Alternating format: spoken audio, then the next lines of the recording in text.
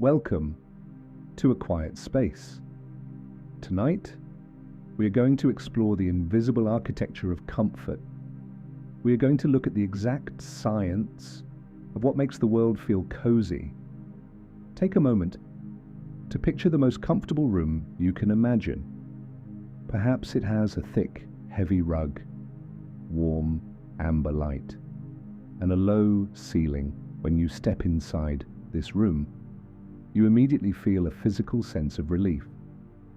Your shoulders drop. Your breathing slows down. But this feeling isn't just an emotion, it is a biological response to the physics of the space around you.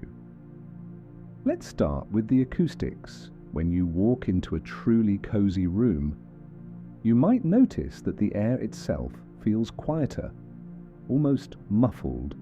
And this is not an illusion.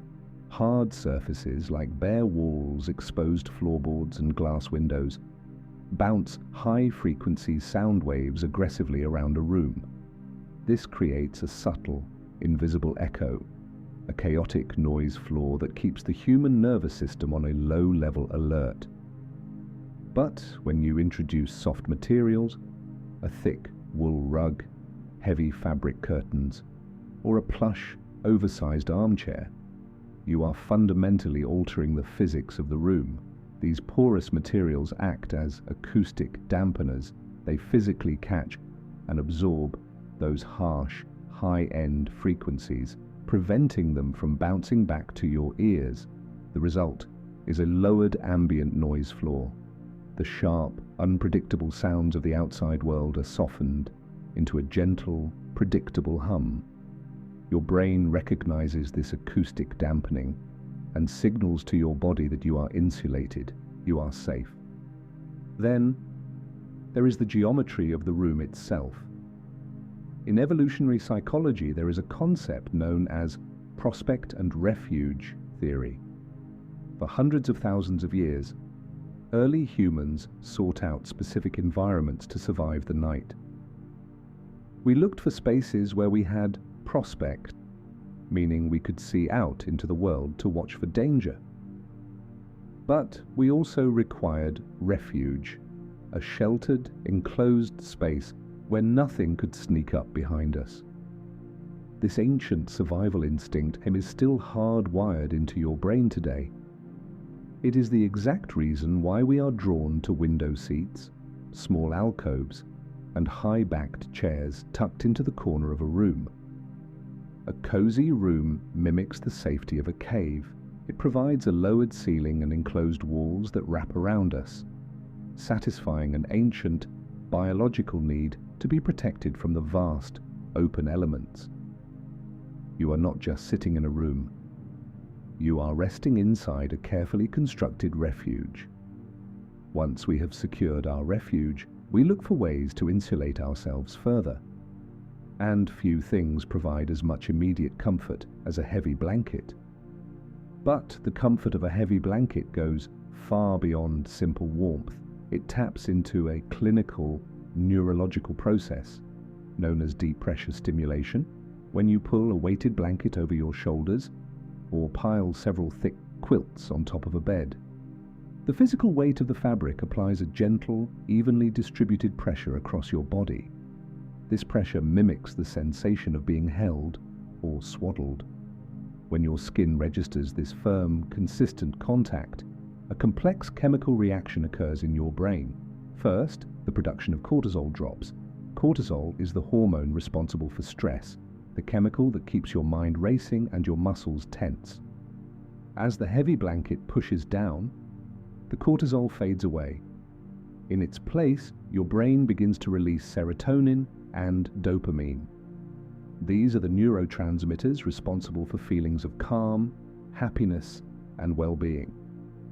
The weight of the blanket is literally changing your brain chemistry, pushing you out of a state of alertness and into a state of rest.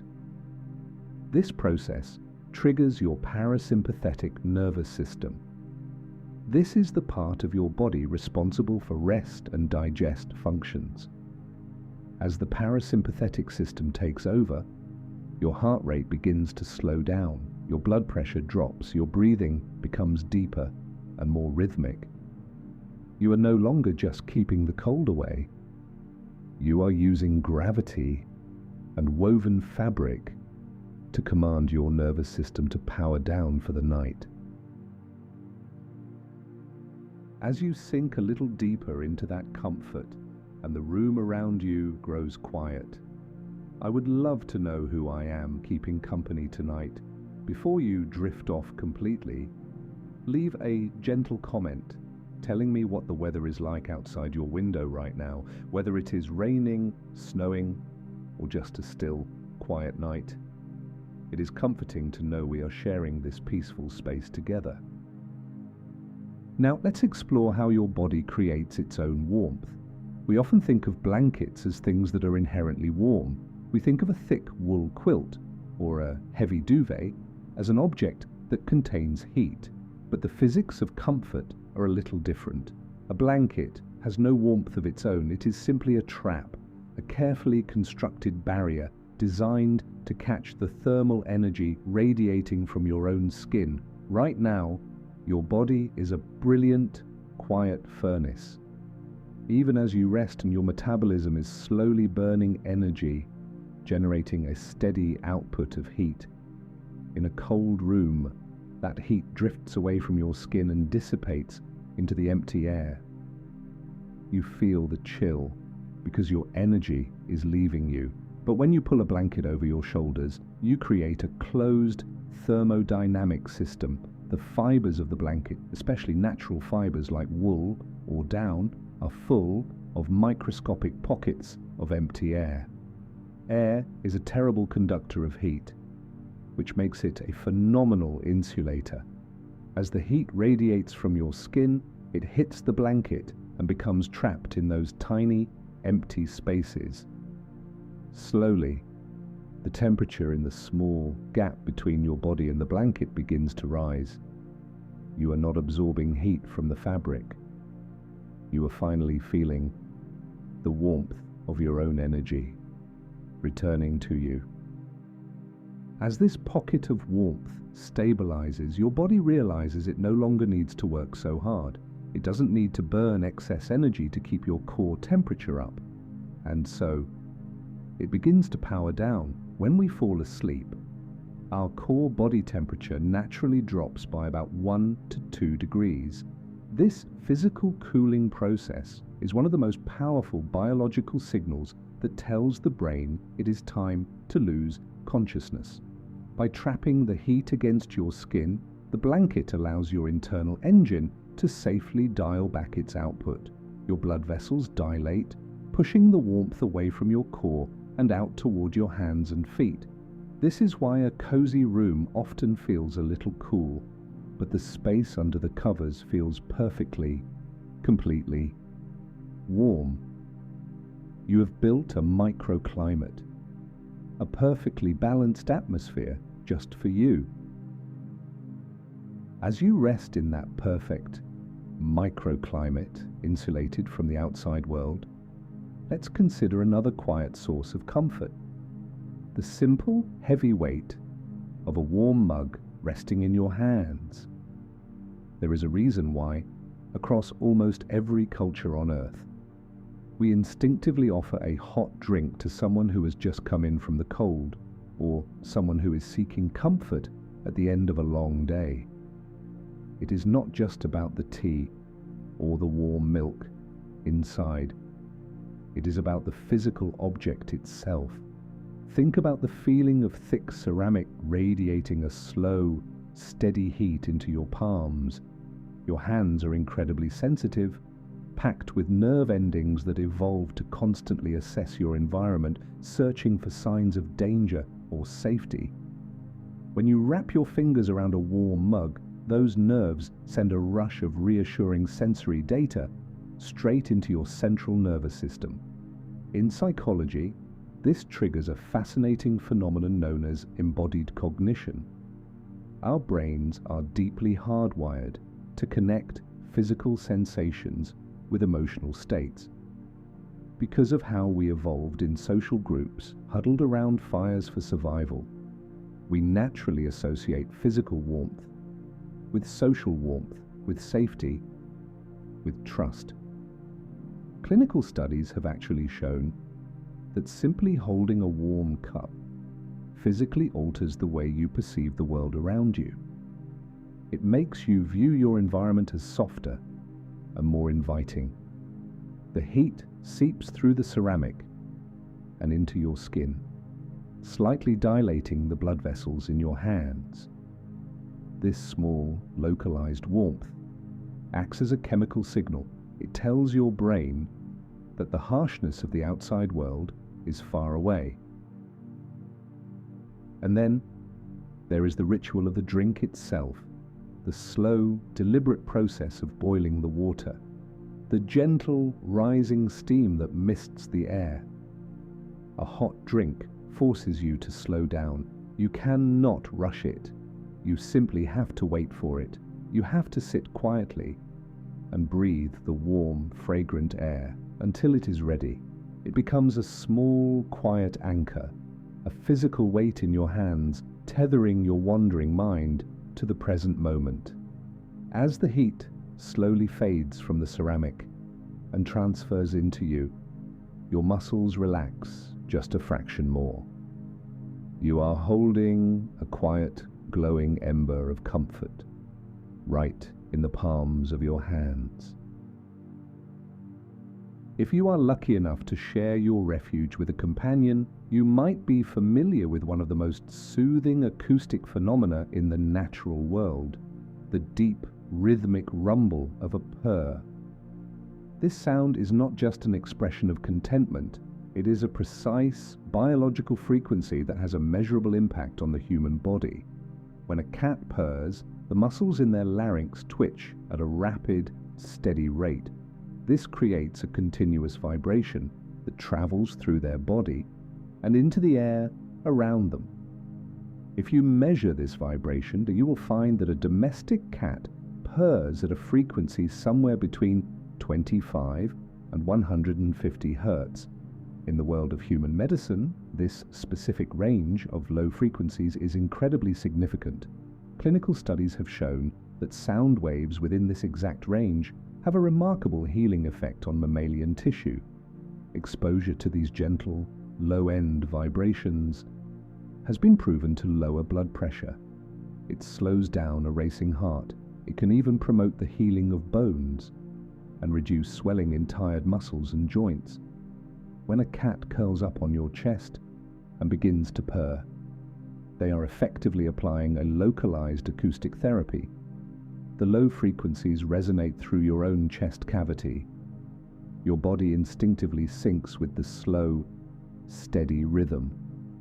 The physical vibration acts as a natural anchor, pulling your nervous system away from the anxieties of the day and grounding it entirely in the present moment.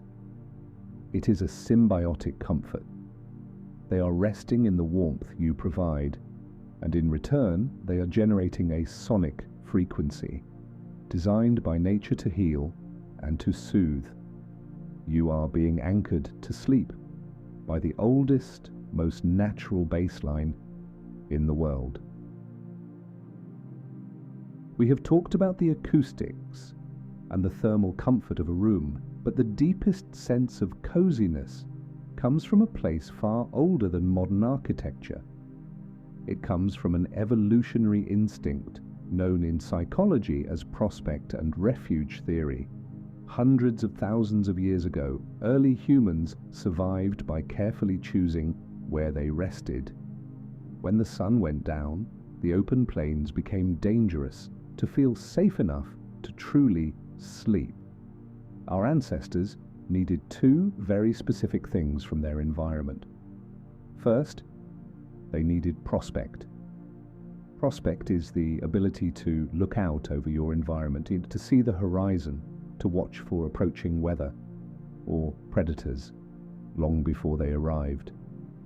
But prospect alone leaves you entirely exposed, so they also required refuge, a space that protected their backs, a shallow cave, a dense thicket of trees, or a low rock overhang. a confined space where nothing could sneak up behind them. This delicate balance of seeing without being seen became hardwired into the human nervous system. It became our biological definition of safety. And even though we no longer sleep on the open savanna, that ancient survival instinct still dictates how you feel in your living space today. It is the exact reason why, when you walk into an empty room or a quiet cafe, you instinctively walk past the tables in the middle of the floor and choose the booth tucked into the back corner. It is why we are so universally drawn to window seats. When you sit in a window seat, you have the ultimate prospect. You have a wide, expansive view of the world outside, the rain falling on the glass, the wind blowing through the street, but your back is perfectly protected by the wall. The ceiling above you is lowered. You are entirely enveloped in refuge. When you sit in a high-backed armchair or curl up in a small enclosed alcove, your brain stops scanning the environment for threats. The geometry of the physical space does the scanning for you. You are hidden. You are secure. Your nervous system recognizes the architecture of the cave and allows you to finally let your guard down and simply observe the world from a place of perfect, ancient safety.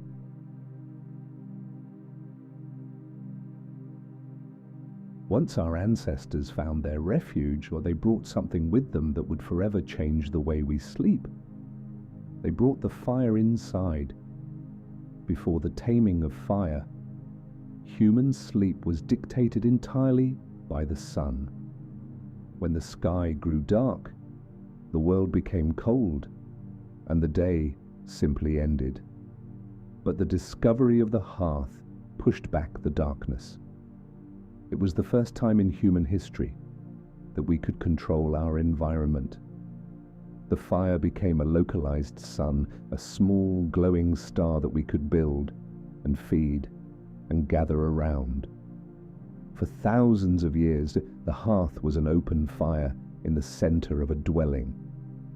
The smoke would slowly drift up and escape through a hole in the roof. It was functional, but it was chaotic.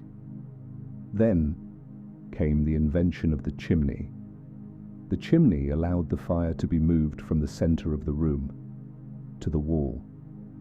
It contained the flames within a stone structure, safely drawing the blinding smoke up and away while radiating pure, clean heat back into the room. This architectural shift fundamentally changed the psychology of the home. The hearth became the absolute center of human survival. It was where food was prepared, where clothes were dried, and where stories were told long after the sun had set. It provided a perimeter of safety. Wild animals and predators naturally feared the light and the heat of the flames. When you slept near the hearth, you were protected by an ancient, burning barrier. And even today, long after central heating and modern electricity have made the indoor fire obsolete, we are still biologically drawn to it. When you sit in a room with a fireplace, your eyes are naturally pulled to the flickering light. The slow, dancing movement of the flames is hypnotic. It captures your attention without demanding any mental processing. It is a soft fascination. The deep orange and red hues of the embers signal to your brain that the day is over. It is the color of the setting sun, captured in stone and ash, as the wood slowly turns to charcoal and the heat radiates outward. You are experiencing the exact same comfort that our ancestors felt thousands of years ago. You are safe, you are warm, and the darkness has been kept outside. We have brought the fire inside, and with it, we brought the light. But not all light is created equal. In the modern world, we are constantly surrounded by screens and bright overhead bulbs. projecting a harsh, blue-toned glow. This blue light mimics the harshness of the midday sun. It is a biological alarm clock. It signals to your brain that it is time to be awake, to be alert, to be active. When your eyes absorb this cool, high-frequency light, it actively suppresses the production of melatonin, the essential chemical your body needs to finally power down for the night. But when you turn off the main lights and switch on a single low-wattage lamp in the corner of the room, or light a candle on the table, the physics of your environment change completely. You are fundamentally altering the color temperature of your space. Warm light, the amber glow of a tungsten filament, or the deep, flickering orange of a wick, operates on a completely different visual wavelength. It lacks the sharp, energetic frequencies of the day. Instead, it mimics the exact color palette of a setting sun. For hundreds of thousands of years, the fading amber light of dusk was the universal signal that it was time to rest. When your eyes register these warmer, lower frequencies, your brain recognizes this ancient cue. The cortisol fades, the melatonin begins to flow, the harsh, defined edges of the room dissolve into soft, forgiving shadows. The physical space around you seems to contract, shrinking your world down to just the small, glowing pool of warmth right in front of you. Everything else, the clutter of the day, the vastness of the outside world, is allowed to simply fade away into the quiet dark. You are left in a perfect, amber stillness. We have explored the physical spaces we build to protect ourselves from the elements, but in the modern era, we have also learned to build refuges in the digital world. If you have ever spent hours exploring a harsh, unforgiving virtual landscape, perhaps a sprawling, post-apocalyptic wasteland, you know the exact feeling of crossing the threshold into a safe zone. Out there, the environment is chaotic. The flora might be irradiated, the skies are unpredictable, and survival requires a constant, exhausting vigilance. Your senses are overwhelmed by the sheer scale of the danger, but then you return to your camp, a space you built yourself, piece by piece, from scavenged materials. When you close the heavy door behind you and hear the low, steady hum of a generator spinning up, the psychology of your environment fundamentally shifts. Your brain, despite knowing the world on the screen is entirely digital, experiences a genuine, measurable sense of neurological relief. The sudden absence of danger, the quiet glow of a single lamp illuminating a stash box in the corner, and the familiar layout of your own carefully placed furniture all trigger the exact same prospect and refuge response as a physical room. The contrast is what makes it so incredibly comforting. The harsher the wasteland outside, the warmer the sanctuary feels inside. You sit your character down on a simple bed, perhaps a faint, scratchy acoustic guitar melody plays on a virtual radio, and you let out a breath you didn't realize you were holding. The game is no longer about survival, it is about resting. You have carved out a tiny, glowing pocket of peace in a world of absolute chaos, and for a moment, you are completely safe. Let us step away from the fire for a moment and look out the window. If you have ever been awake late at night during a heavy winter storm, you know that snow does not just change the way the world looks, it fundamentally changes the way the world sounds. Before you even pull back the curtain, you can usually tell that it is snowing outside, simply because of the profound, heavy silence that settles over the house. This is not just your imagination, it is a beautiful example of acoustic physics, to understand why snow is so quiet, we have to look at the structure of the snowflake itself. Every single flake is a delicate six-sided crystal of ice, but as they fall and stack on top of each other, they do not pack tightly together.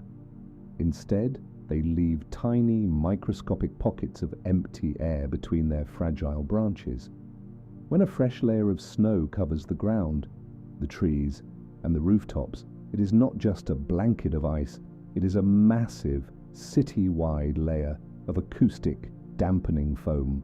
Normally, the sharp sounds of the outside world, the distant hum of a highway, the rustle of wind, or the echo of footsteps, bounce harshly off the hard pavement and bare branches. But when the world is covered in fresh, powdery snow, those sound waves have nowhere to bounce. As the sounds travel through the freezing air, they strike the surface of the snow and sink deep into those millions of tiny air pockets. The energy of the sound wave gets trapped, absorbed by the delicate structure of the ice crystals, and quietly dissipates. The snow is literally swallowing the noise of the world. It aggressively filters out the harsh, high-frequency sounds, leaving only the deepest, lowest rumbles to travel through the air. The chaotic noise floor of your neighborhood is instantly lowered to a gentle, muffled hush. It is nature's way of turning down the volume. The blanket of snow insulates the earth, commanding the outside world to be still and allowing you to rest in perfect, unbroken quiet. We have talked about how snow and heavy paper can quiet the world by absorbing sound, but sometimes the most profound comfort comes from adding noise.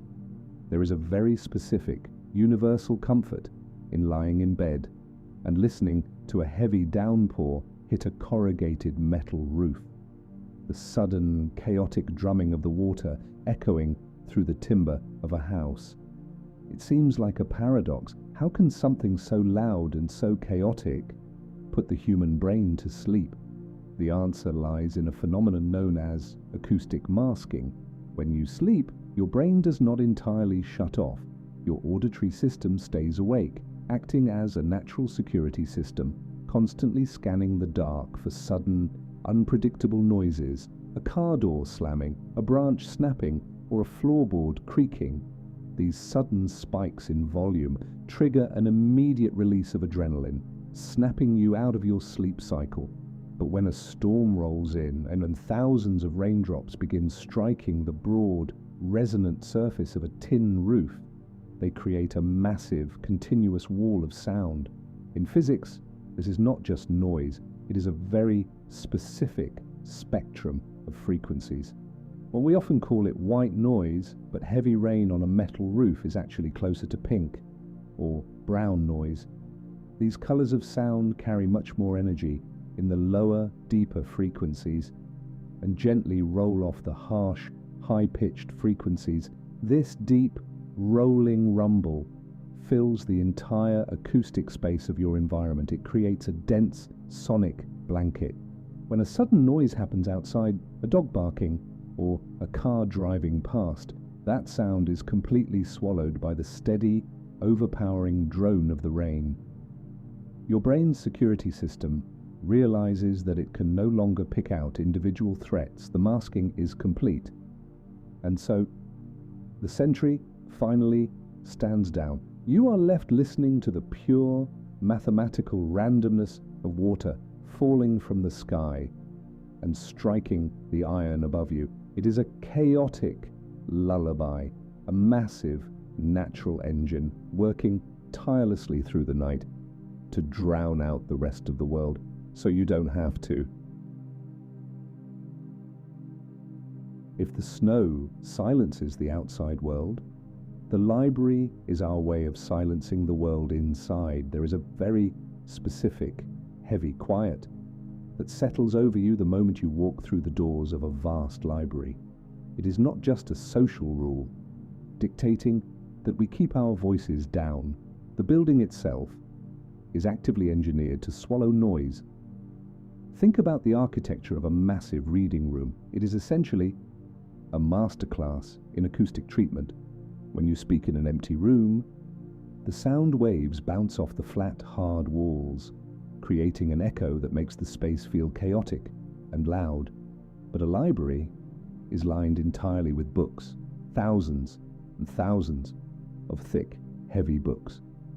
Paper is incredibly dense. When compressed into the pages of a hardback novel, it becomes a massive, physical object that absorbs acoustic energy rather than reflecting it.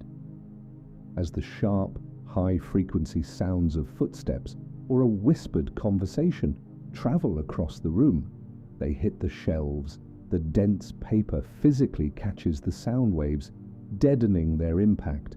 But it is not just the material, it is the geometry. Because books are different sizes, high and pushed back to different depths on the wooden shelves, the walls of a library are deeply irregular. In audio engineering, this is known as diffusion. When a sound wave hits the uneven spines of the books, it doesn't bounce straight back, it shatters. The sound is scattered into 1,000 tiny, harmless directions, instantly destroying the echo. The harshness of the room is broken down, absorbed by the wood and the paper and the history on the shelves. What is left is a uniquely muffled, insulated environment. The ambient noise floor drops to a heavy, comforting hum. It is a sanctuary of focus. The chaotic frequencies of the outside world are entirely stripped away, leaving only the slow, methodical rhythm of pages turning and minds quietly resting.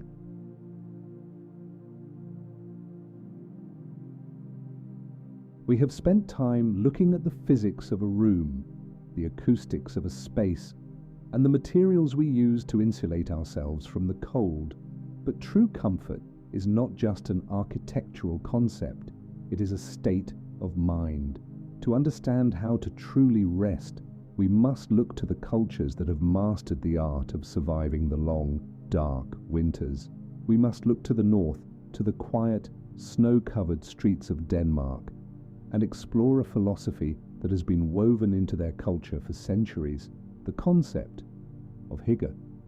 Hygge is a word that does not have a direct translation in English. We often try to summarize it as coziness, but that word alone does not capture the depth or the deliberate intention behind the practice. Coziness is a physical state. Hygge is a psychological defense mechanism. To understand its origin, you have to understand the environment that created it. In the depths of the Danish winter, the sun might only rise for a few short hours a day. The skies are heavy, grey, and perpetually low. The wind pulling off the North Sea is incredibly bitter, carrying a damp, bone-chilling cold that penetrates even the thickest wool coats. When you live in an environment that is so relentlessly harsh for so many months of the year, you cannot simply endure it. You have to actively fight back against the darkness. And you do this by elevating the concept of shelter into an art form. The word Hygge itself is derived from a 16th century Norwegian term, hugge, which simply means to comfort or to console. It is the exact same root word that eventually gave us the English word hug, and that is exactly what Hygge is designed to be, a psychological embrace. When a person steps out of the freezing, unforgiving wind of a Copenhagen street and crosses the threshold into their home, the transition must be absolute. The heavy winter boots are removed, the thick, damp coats are hung by the door. You are intentionally leaving the armor of the outside world behind you. As you walk into the living space, the environment is meticulously engineered to lower your heart rate. The Danish are masters of interior lighting. They understand that a single, harsh overhead bulb destroys the atmosphere of a room. Instead, the space is illuminated by multiple small points of warm light. Lamps are placed low, on side tables and windowsills, casting long, soft shadows across the wooden floors. And everywhere you look, there are candles. In fact, the Danish burn more candles per capita than any other nation on Earth. The living light of a small flame flickers gently in the corners of the room, replacing the sterile blue light of the modern world with the ancient amber glow of the hearth. But Hygge is not just about the physical environment, it is about the social environment. True Hygge rarely happens alone. It is fundamentally about the comfort of the pack. It is the profound, quiet safety of being surrounded by a small, trusted circle of people, where no one is trying to prove anything. In a Hygge space, all the stressful demands of the outside world are strictly forbidden. There are no loud arguments, there is no talk of politics, or work deadlines, or financial anxieties. Those things belong to the daylight, and the daylight has passed. Instead, the conversation is small, egalitarian, and gentle. It is the shared appreciation of the present moment. It is the slow, deliberate process of brewing a pot of rich, dark coffee and taking the time to truly taste it. It is the smell of cardamom and cinnamon and drifting from the kitchen. It is sitting in a deep armchair, pulling a heavy woolen blanket over your knees and simply listening to the sound of your friends talking softly in the background. You are acutely aware of the storm raging outside the glass. The heavy wind rattling the window panes only serves to amplify the absolute stillness inside. The contrast is what makes the comfort so profound. Hygge is the conscious recognition of that right here, right now, in this warm room, with these quiet people, there are no immediate threats, there is nowhere else you need to be, there is nothing else you need to achieve. You have built a fortress of light and warmth against the dark and the cold, and for this evening, that is more than enough. You are allowed to simply exist safely and quietly until the morning comes. Let us step away from the cultural traditions and return to the physical realm of sound. We have talked about acoustic dampening and the masking power of rain on a tin roof. But there is a completely different kind of acoustic comfort, one that you feel in your chest long before you ever register it with your ears. The profound physical warmth of low frequencies. If you have ever stood near a massive speaker or listened to a piece of heavily textured electronic music, perhaps a slow, rolling track built on deep analog synthesizers, you know that sound is not just an auditory experience, it is a tactile one. When a synthesizer generates a pure, low-frequency sine wave, dropping down into the sub-bass range between 30 and 60 hertz, those sound waves are massive. They are literally feet long, rolling through the air like invisible ocean waves, because these waves are so large and so slow, they do not just enter your ear canal, they bypass your ears entirely and pass directly through your physical body. You feel the vibration deep in your chest cavity. You feel it in the floorboards and radiating up through the soles of your feet to the human nervous system. This slow, rhythmic vibration is incredibly familiar. It is the oldest sensation you know, long before you were born, before you ever saw the light of the sun or took your first breath of cold air. Your entire universe was composed of low frequencies. Inside the womb, the sharp, high-pitched sounds of the outside world are heavily muffled by amniotic fluid. The only sound that penetrates that perfect aquatic refuge is the deep, steady, relentless thumping of your mother's heartbeat. It is the first rhythm you ever experience, a slow, biological metronome, pulsing at around 60 beats per minute. a constant, low-end vibration that signals absolute safety, absolute warmth, absolute survival. When we emerge into the world, we carry that sonic memory with us, hardwired into our deepest, most primitive instincts. This is why, when we listen to a soundscape driven by a deep, rolling bass line, our bodies instinctively react with a sense of profound calm. The slow, hypnotic pulse of a low-frequency oscillator, sweeping gently through a low-pass filter, beautifully mimics the sound of blood rushing through veins. The steady, driving pulse of a muffled kick drum replicates the resting heartbeat. It becomes an acoustic anchor. When your mind is racing, overwhelmed by the chaotic, high-frequency stress of the modern day, the physical weight of that low-end frequency acts as a grounding force. Your own heart naturally seeks to match the rhythm it feels in the room. In biology, this phenomenon is known as entrainment. As the deep bass rolls slowly beneath you, your pulse begins to slow down, physically syncing with the tempo of the sound. Your breathing deepens, expanding to match the long, drawn-out release of the synthesizer pad. You are no longer just listening to a frequency. You are physically aligning your body with a rhythm of ancient biological safety. Consider the instrument creating it. An analog synthesizer is not just a digital approximation. It is a living, breathing electrical circuit. When a note is played, real voltage surges through copper wires. The electricity is forced into a shape, a continuous, heavy wave of power, but raw electricity is harsh. To make it comforting, to make it warm, it must be tamed.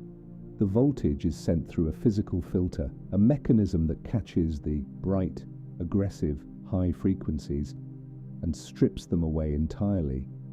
What emerges from the other side is only the deepest, darkest foundation of the sound. This is what we call warmth in audio. It is the deliberate removal of sharpness. It is the gentle rounding of the edges. When you listen to a long, evolving pad, slowly shifting in tone, you are listening to voltage being gently manipulated. It is a slow, methodical sculpting of electricity, designed entirely to soothe the human mind. As the filter slowly opens and closes, it breathes, the sound inhales, swelling with a subtle, muffled intensity, and then it exhales, sinking back down into the dark, quiet space beneath the mix. It is a mechanical lung, breathing in perfect synchronization with your own resting body. So as you lie here, let the low frequencies carry the weight. You do not need to hold yourself up anymore. The deep, heavy rhythm will hold you. Let the slow, rolling bass line wash over you, a heavy, invisible blanket of sound, pulling you deeper and deeper into the quiet. We have spent time looking at how our immediate physical environment, the architecture of a room, and the materials around us can create a sense of safety. But there is another kind of refuge, one that does not exist in the physical world at all. It is a sanctuary built entirely out of time. Let us explore the profound and physical comfort of nostalgia. We often think of nostalgia simply as a wistful emotion, a fleeting memory of childhood, or a longing for a simpler time. The word itself comes from two ancient Greek roots, nostos, meaning returning home, and algos, meaning an ache or pain. For centuries, it was considered a kind of homesickness, a melancholy feeling. But modern neuroscience has discovered that nostalgia is actually something much more powerful. It is a biological defense mechanism, a psychological blanket designed to protect you from the uncertainties of the present moment. When you encounter a nostalgic trigger, perhaps the smell of old paper, in a second-hand bookstore, the specific, muffled audio of a video game you played a decade ago, or the melody of a song you haven't heard since you were young. A remarkable chemical shift happens in your brain. Your mind reaches back through the years and locates a specific moment in time when you felt completely safe. A moment when the world was predictable and the anxieties of your current life did not yet exist. And rather than just remembering that safety, your brain actively recreates it. It releases a slow, heavy wave of dopamine and serotonin, the exact same neurotransmitters that flood your system when you pull a heavy quilt over your shoulders. This reaction is so powerful that it actually alters your physical perception of the world. In clinical studies, researchers placed people in a cold room and asked them to recall a deeply nostalgic memory. As the participants drifted into their memories, something incredible happened. They actually perceived the temperature of the room as being physically warmer. Their bodies reacted to the memory by increasing their own thermal comfort. Nostalgia is literally a source of heat. When the modern world feels too fast, too loud, or too unpredictable, nostalgia acts as a psychological anchor. It reminds your nervous system that you have a foundation, you have a history. You belong to a continuous timeline filled with moments of profound safety and connection. It is a time machine built into your own mind. When you listen to the crackle of an old recording or watch the glow of an old film, you are temporarily stepping out of the relentless forward motion of the present day. You are retreating to a space where the ending is already known, where nothing can surprise you. The dust has settled. The story is written, and in that perfect, unchangeable certainty, your mind can finally let go of its vigilance and truly rest. We have explored the architecture of the room, the thermal properties of heavy wool, and the ancient biological comfort of the glowing hearth. But if we look closely at all of these things, we find a fascinating psychological paradox. The profound truth about coziness is that it cannot exist on its own. It requires a harsh, unforgiving counterpart. You cannot feel truly, deeply cozy on a perfectly mild, sunny afternoon. A temperate day is pleasant, but it does not trigger the powerful biological necessity for shelter. To trigger the heavy chemical release of serotonin and dopamine, your nervous system requires the immediate presence of discomfort. It needs the cold. It needs the dark. It needs the chaotic, kinetic energy of a storm. Coziness is not simply the absence of these elements. It is the conscious, physical insulation from them. Think about the profound feeling of waking up in the middle of the night and hearing a bitter, freezing wind rattling the window panes. In that exact moment, the heavy quilt pulled up to your chin suddenly feels infinitely warmer. The actual temperature of the room has not changed. The physical properties of the blanket remain exactly the same. What has changed is the contrast. Your brain is constantly calculating the mathematical difference between the environment you are currently in and the environment you are protected from. In biology, this is managed by your hypothalamus, the small, almond-sized region of your brain that acts as your internal thermostat and survival center. When you look through the glass and see the heavy snow falling, or the rain violently lashing against the street, your mind simulates what it would feel like to be out there. It registers the freezing temperature, the dampness, the absolute exposure to the elements. Your amygdala, the fear center of the brain, registers the howling wind as a potential threat. It primes your body with a microscopic dose of adrenaline, preparing you to face the harshness of the wild. But then, the prefrontal cortex steps in. It processes the reality of your situation. It feels the soft, dry cotton of the sheets. It feels the heavy, secure weight of the blankets pressing down on your shoulders. It recognizes the thick, invisible barrier of the glass window pane holding the chaos entirely at bay. The threat is instantly cancelled, and the delta between that initial spike of primal fear and the immediate realization of absolute safety creates a massive physiological rebound. The adrenaline is flushed away and replaced by a heavy, rushing wave of relaxation hormones. The greater the contrast between the outside world and your refuge, the deeper the neurological relief. This is why we actually love the sound of a storm when we are safely inside. It is a constant, auditory reminder of our own survival victory. You have outsmarted nature. You have built a fortress that the wind cannot penetrate. Consider the physics of the window itself. It is a magical boundary, a sheet of supercooled liquid glass, less than an inch thick. On one side, the temperature is plummeting. The air is violently rushing past, tearing leaves from branches and freezing the earth. But on your side of the glass, the air is perfectly still. The amber light of the lamp reflects softly in the pane.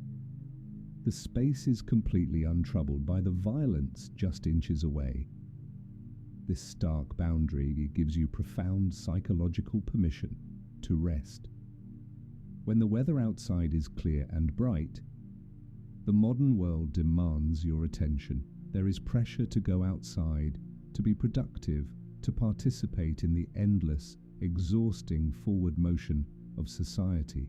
But when a severe storm rolls in, all of those expectations are instantly washed away. The harsh weather is a universal hall pass. It forcibly cancels your plans. It tells you that the outside world is temporarily closed and that your only responsibility right now is to remain exactly where you are. You do not need to push the storm away. You simply need to build a barrier and listen to it rage harmlessly against the glass. It requires the darkness to make the amber glow of the lamp feel like a sanctuary. It requires the bitter cold and to make the mug of tea feel like a lifeline. It requires the vast, unpredictable chaos of the world to make the small, quiet corner of your room feel like the safest place on earth. Because as long as the wind is howling outside, the silence inside your refuge will always be profound. The storm is not your enemy tonight. It is the very thing pulling you down into sleep.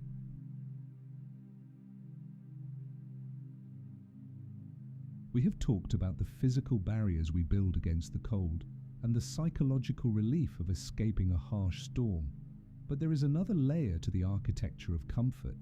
It is not just about the temperature of the room or the softness of the blanket. It is about the profound biological relief of absolute predictability.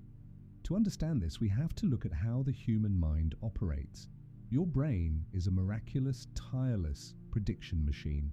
From the moment you wake up in the morning, it is constantly scanning your environment. It analyzes the speed of the traffic, the tone of a co-worker's voice, and the unpredictable variables of the weather.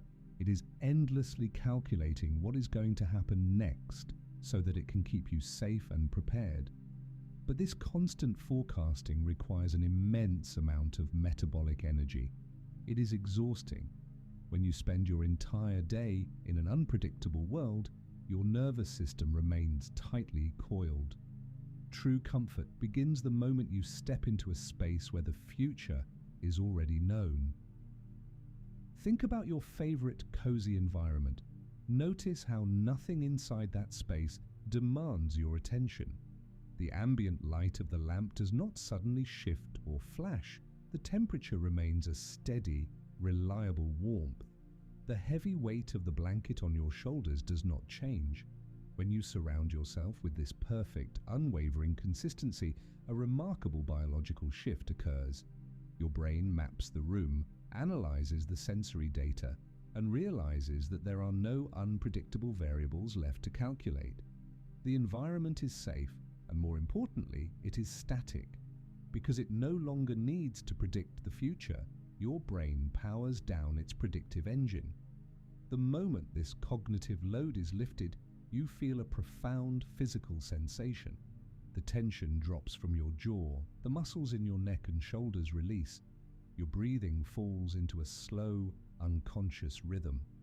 You are experiencing the deep, neurological relief of simply not having to guess what happens next. This craving for predictability is why we find repetitive actions so inherently soothing. It is the reason why the slow, methodical process of knitting a sweater or the simple act of stirring a warm pot of soup on the stove can quiet a racing mind. The physical repetition gives your hands something reliable to do, anchoring your focus to a predictable loop. It is also the reason why we love the sound of rain falling against the glass, or the rhythmic ticking of a heavy wooden clock in the hallway. These are acoustic guarantees. They are consistent, unbreakable patterns that tell the nervous system that the world is remaining steady. We even seek out this predictable comfort in the stories we consume. When you are feeling truly exhausted, you rarely want to watch a complex, challenging new film. You do not want a story filled with suspense or sudden twists. Instead, you reach for a book you have already read or a movie you have watched a dozen times before. This is known as narrative coziness. You are deliberately choosing a world where you already know the ending. You know exactly when the conflicts will arise, and you know exactly how they will be resolved. There are no surprises, and therefore there is no anxiety. You are wrapping yourself in the absolute certainty of the past to protect yourself from the uncertainty of the future. So as you rest here tonight, allow yourself to let go of tomorrow. You do not need to calculate the hours ahead. The space around you is quiet, the shadows are perfectly still, and the rhythm of the night is steady. There is nothing left to predict and nothing left to prepare for. You can simply exist in the quiet certainty of right now. We have spent our time tonight looking at the world around us. We have explored the architecture of the rooms we build, the heavy materials we use to trap the heat, and the quiet storms that rage outside our windows. But as the night grows completely still, the physical world begins to matter less and less. You have secured your refuge. The temperature is perfectly balanced. The ambient noise of the day has been entirely dampened, leaving only a slow, steady quiet. Now the final stage of comfort takes place entirely inside you. Right now, a profound and beautiful shift is happening within your nervous system. As you lie still, your brain is actively changing the frequency of its own electrical pulses. Throughout the day, your mind operated in the beta state. Those were fast, sharp, chaotic frequencies designed to process the endless information of the waking world. But as you settled into this room and the heavy blanket lowered your cortisol, those chaotic waves began to stretch out. They smoothed down into alpha waves. This was the feeling of your muscles relaxing and your breathing finding a steady rhythm. And now, as the outside world fades away, you are stepping onto the edge of the hypnagogic state. This is the gentle threshold between being awake and being asleep. Your brain is slowly transitioning into theta waves. You might notice that your thoughts are no longer moving in straight lines. They are beginning to drift, detaching from the logic of the day and floating freely into the abstract architecture of dreams. This is not a loss of control. It is a surrender to rest. Your physical body is becoming incredibly heavy as your muscles receive the final chemical signal that they are no longer needed for the night. The boundaries of the room around you are dissolving. The walls, the windows, and the storm outside no longer require your attention. Your mind is sinking down into the deepest, slowest rhythm the human body can produce. The delta waves. These are massive, rolling electrical currents. They pulse at a frequency so low and so incredibly slow that they mirror the absolute stillness of the deep ocean. When you reach this state, your body begins the vital, quiet work of healing. Cellular energy is restored, memories are gently filed away. You have built the perfect environment to protect you so that you can undertake this journey in absolute safety. There is nothing left to calculate. There is nothing left to hold on to. The fire has burned down to the embers, the house is perfectly quiet, and the night is holding you securely in place. You can let the heavy waves carry you down. Rest well.